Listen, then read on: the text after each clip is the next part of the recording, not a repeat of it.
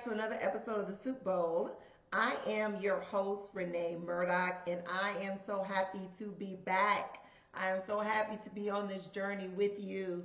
I'm so happy that you are liking, that you're sharing, that you're subscribing, and that we are doing life together because we were never, ever meant to do life alone.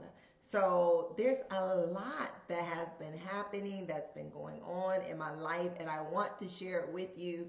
I am so super excited about it. I can't share it right now, but we're going to get there. We're going to get there, and I'm telling you, you're going to be like, "What's going on, Renee? I can't believe it. I'm so happy for you." Hopefully, you're like clapping it up. You're going to be clapping it up for me, and you're going to be trusting and believing in me that it's going to happen for you. Whatever that may be, whatever your aspirations are, your dreams, your goals, is happening for you because it can if you get disciplined. We're going to be talking about that too in some other upcoming future episodes.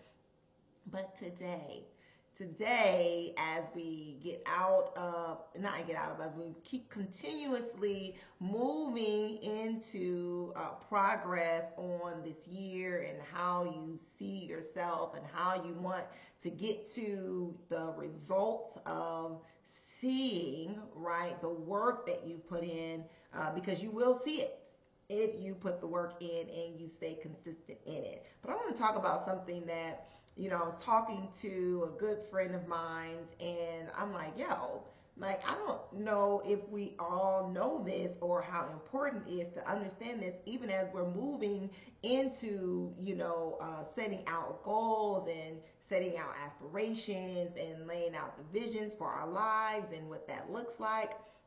But knowing and understanding one thing that cannot change and will not change.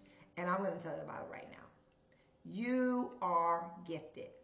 Not because of where you grew up, not because of the degrees that you have, how many that you may have, not because of your resume, not because of how many followers that you may have on social media or your performance or how good you are. It's not about that. You are gifted because there were gifts placed inside of you before you even took your first breath. Before you came out of the womb of the mother or the woman that carried you around, there were gifts that were placed inside of you. And each and every one of us is gifted. So today we are talking about gifts that we have been given and the ones that we didn't earn, because we didn't earn any of them. Let's just be real about it. We did not earn any of these gifts. And these gifts are irrevocable. No one can come and take them. There is not a what is it called? A repo notice on your gifts. There's not. Not based upon mistakes that you made, not based upon delay. Nothing can take away the gifts that was placed inside of you. So let's just dive right into this thing, right? There are things that's about you that are embedded, right? It's woven into your design. It is just there. It's just not going anywhere. It's who you are, and there's just no getting past it, right? If you see like patterns of how you move, what you say, what you do, right? All of those things, like it's part of your makeup. Your ability to maybe encourage people, right? Your instinct to build something, your sensitivity to injustice, or maybe your analytical thought process when it comes to certain things, when people say things, and you might even be starting to see things in pictures and or you're seeing things in a picture and you can see it in a written form, right? You might have a really good creative flow. You might be very good with your hands. You have the capacity to lead naturally. It just comes natural to you. All of these things are not just random traits. They're not random, okay? They are divine deposits. They are divine deposits that have been placed inside of you. You didn't apply for them, okay? Get this. You did not even qualify for them. You didn't even have to campaign to get them, okay? These are things that were assigned specifically to you and no one else. These gifts are irrevocable. They are not going anywhere. I'm smiling about this thing because when you get this and understand this, you will stop trying to do and be anything else other than what you've created to be. And you will not try to perform to earn anything more other than what you have already been designed and patterned to do. And then you will understand why you move the way you move. And that no one else can do this thing like you. They can't do it like you. Someone else might be good at driving, right? And they drive the way they drive, right? So they become a professional race car driver, whatever. But you too can be a professional race car driver, and you're not driving like them, and yet you still can be successful in this thing, right? You cannot ignore this thing. It's not going anywhere. You can suppress it. You can misuse it, but it remains there because it is not going anywhere, because it was divinely placed inside of you to do what? To do what? That's the question we're going to ask, as we talk and go on about this, as we do this. Because I had went somewhere and I was given a challenge to do a particular thing. And it's so interesting how people can see, how people perceive you or how you show up into a particular space, right? And then when you become aware of it, you're like, oh man, whatever. And you might even try to suppress this thing. But when you realize that this is your makeup and understanding it, but then also not abusing it and understanding how to use it, right? How to use your gift. If you have a gift of speaking, you want to be mindful of the words that you use, because your gifting is actually words, right? Audible words, right? That you are releasing out into the atmosphere, and you want to make sure that you are using wisdom when you release those words into the atmosphere, because they're going to affect the target in which you are sending those words to, right? So some of us are fully aware of our gifts, which is great, right? And others are only aware of certain fragments of those gifts, right? And sometimes the gift that stands out the most is simply the one you've practiced the most, right? You're used to it. You understand, oh, I'm good at basketball, so I'm going to practice with that. I'm good at soccer. I'm good at writing, so I'm just going to stick with that. But there's so many so many gifts that are inside of us, right? And it's understanding and knowing when and where and how to use these gifts, right? Excuse me. So exposure creates visibility, right? And if you constantly exercise in leadership, you're going to become sharp in it, right? You're going to be sharp in it. So that's, my whole thing with leadership development is, if I practice this thing every single day, then I'm not going to fail at it. I'm actually going to win at this thing. I'm more sensitive to people, their awareness, and how I come off, and how I'm building people up, and not just building myself up, building my name up, right? So if I constantly exercise in my creativity, right, it becomes more refined. If I'm practicing in this thing, if I'm exercising in my discernment, right, I become more accurate, right, in how I discern certain things that are happening around me in the spaces, right? So the gift that you practice is the one that becomes the gift that people notice.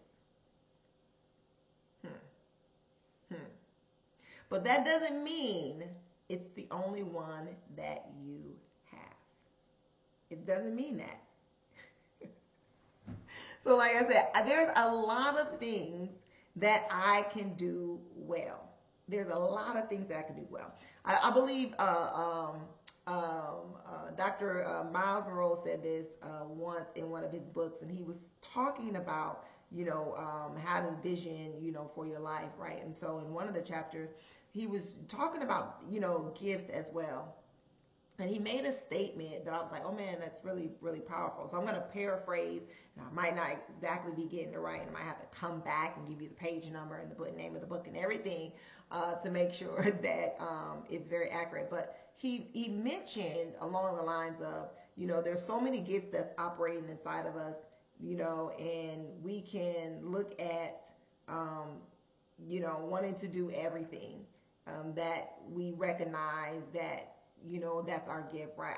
I cook well, I organize well, I speak well, I dance very well, I'm good in creating, digital art, and I'm very good in sewing and making clothes, right? So I'm just naming some things, right? So say I had a gift in all those 7 things. Excuse me. And all those 7 things, I'm trying to do something in every single last one of those things, right? And I'm trying to build something in every single one of those things. Well, if I'm trying to do all of them, then what am I actually becoming skilled at?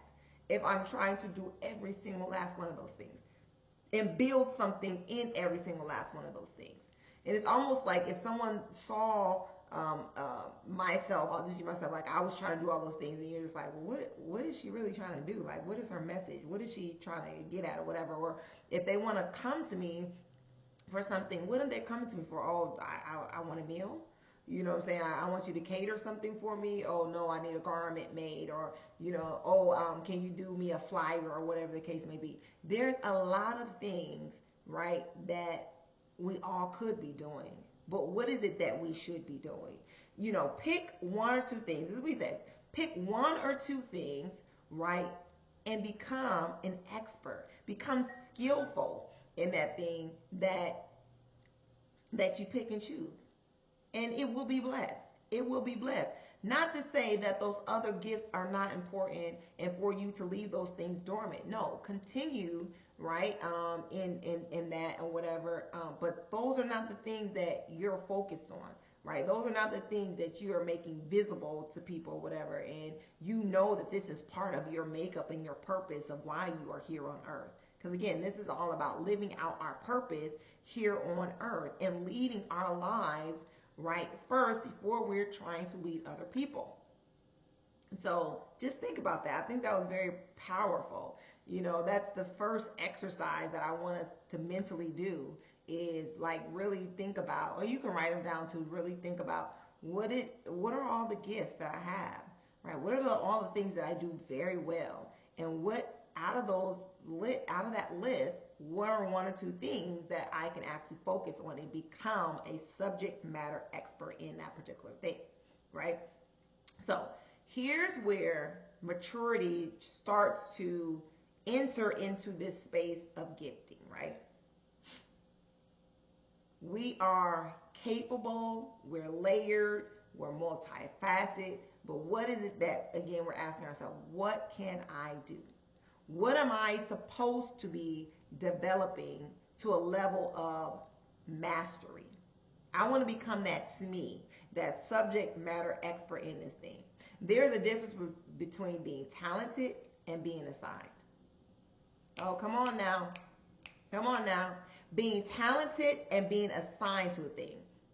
Right? You can sing and not be called to record.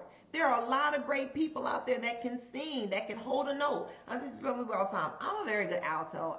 Look, if you need me to be an alto in your choir, whatever the case may be, I can hold down the alto section. I can hold down the alto section. That does not mean that I need to go out there and make a record, R&B record or whatever the case may be, because I can hold down the alto section.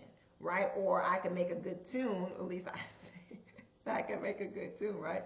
So that doesn't necessarily mean that, right? Or you can speak and not called to be, right, a speaker per se on a particular platform, right? Everyone wants to be in lights, camera, action, and I speak well and I can do all these great and wonderful things, but are you assigned to actually do that?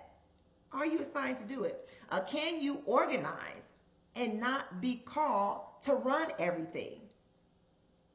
Like, I'm a great organizer, but that doesn't mean that I'm called, right, to run a particular event all the time. I'm called, right, to run a program or to run a project. That doesn't necessarily mean that. Am I assigned to it? That's the question that we need to be asking ourselves and answer. So I don't need to be raising my hand to every single thing that pops up. I had to learn to stop doing that because certain things just became natural to me that I would just be like, oh, okay, no, okay, I'll do it. Okay, I know I can do this. I can do it well. Okay, here I go. No, Renee, put your hand down. You weren't assigned to do that. And better yet, the assignment that you're on is done. Turn the reins over. Oh, come on. I'm going to clap right there. Because you are talented in something and you were assigned in it does not mean that you stay in it forever. You're going to have to let the reins go. You're going to have to let the reins go. Okay, I'm going to pause right there because I am getting off track. So what is that thing that when you practice it, right, it doesn't produce the applause, but it produces impact? See, we out here looking for the applause. We're out here looking for agreement. But does it produce impact? And what type of impact? Who's being impacted? How are they being impacted by it? And what is the purpose of it? Because when you're assigned to something, there is an objective that must be met. So what is the thing that you can do repeatedly, consistently, without resentment? What is the thing that you can do repeatedly, consistently, without resentment? You're not moaning and groaning and complaining about this thing. What is the thing that feels like a responsibility and not an ego? I'm not looking for the likes. I'm not looking for the followers, but I'm looking for that thing that's inside of me that I feel responsible that this must get done. That this must get done. I must rally the troops and get this thing done. I was, again, I'm not going to talk about this, but maybe a little bit later on about, what I've been doing, but I was in a place, and here it is, I'm in a place, I don't really care for this place, to be honest, but it's not like I'm going to raise my hand and be like, oh my gosh, I can't wait to go there or whatever, but I'm in this place, I'm there, I'm taking it in, but the thing that I'm seeing that first catches my eyes is, this place is dirty. And this place should not be dirty. This is a national site. This is a site where people come to reminisce, to get understanding, maybe to get clarity, to maybe feel closer to their ancestors or whatever the case may be. But how dare us leave this place the way it is? And so in my heart at that moment, I was like, how do you get the people to understand the importance of this space, this place, of where people will come to and they just want to be in the moment and not look at trash? How do we get to a place where we respect these grounds? We need to clean this up. We need to have honor, in this space.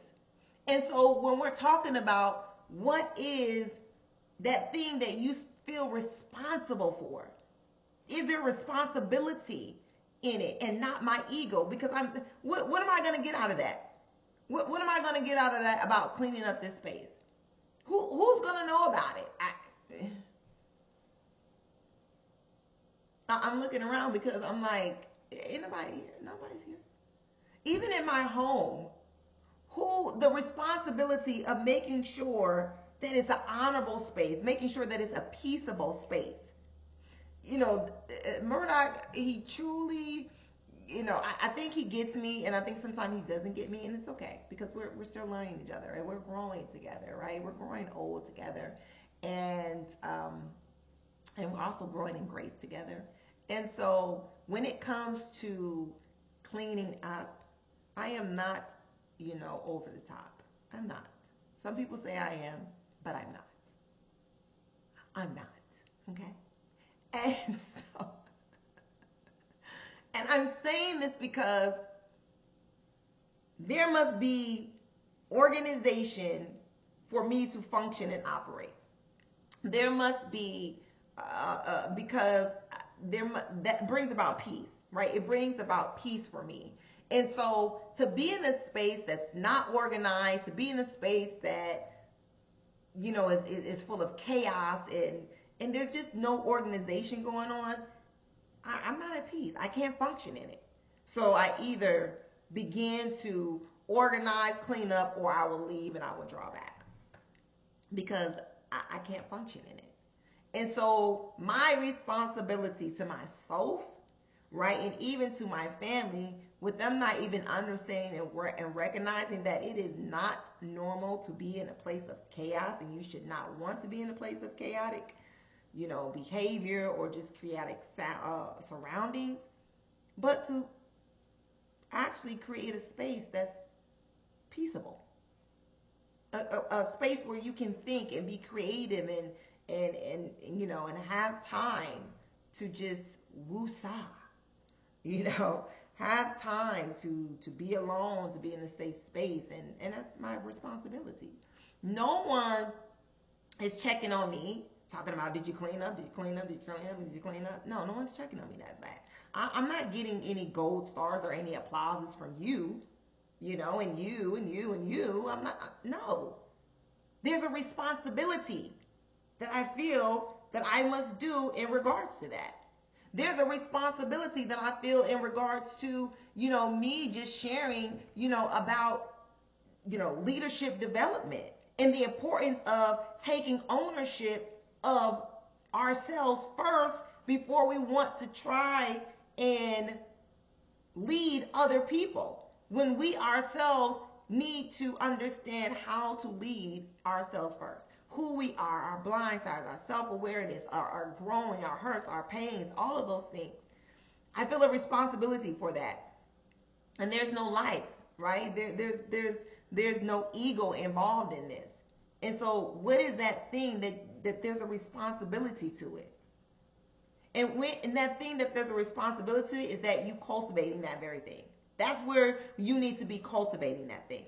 That's a space you refine until you become skilled at, until you become the subject matter expert, right? There's no vanity, but there's stewardship in that. There's responsibility in that. Me talking about self-leadership, wholeness, I feel a responsibility. I feel a responsibility to mankind. I feel a responsibility that what I know, what revelation has been given to me, and still revelation is being shared with me daily in my walk, that our society will be so much better if we understand the importance of leading ourselves. Our communities will be so much better. Our families will be so much better. Our organizations will be so much better. Our government will be so much better. Our businesses will be so much better. Our health system, our education system, our financial system, everything lies on us. And the reason why everything lies on us is because we are the people that put the process in place to make these things run, to make these things go. So I feel a responsibility to this thing. I feel that there must be a charge given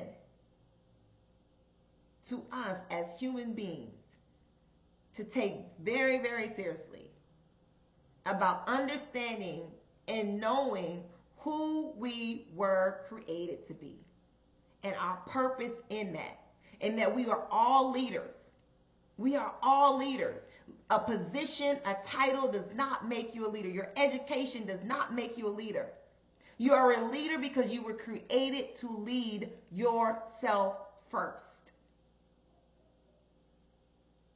We are all gifted, and we have many many, many layers of gifts that have been given to us.